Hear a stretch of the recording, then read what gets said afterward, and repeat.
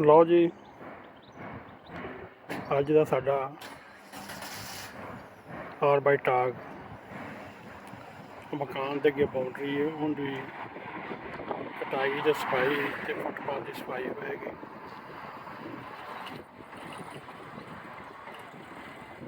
ਤਕਰੀਬਨ 1 ਘੰਟਾ ਹੋ ਗਿਆ ਕੰਮ ਸ਼ੁਰੂ ਕੀਤੇ ਆ।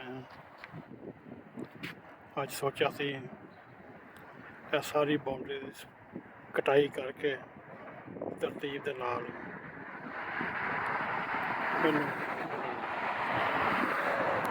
ਵੀ ਦੇ ਨਾਲ ਅਸੀਂ ਤੁਹਾਨੂੰ ਦੱਸਦੇ ਜਾਵਾਂਗੇ ਕੰਮ ਕਿੱਥੋਂ ਤੱਕ ਪਹੁੰਚਿਆ ਹੈ। ਦੂਸਰੀ ਸਾਈਡ ਤੋਂ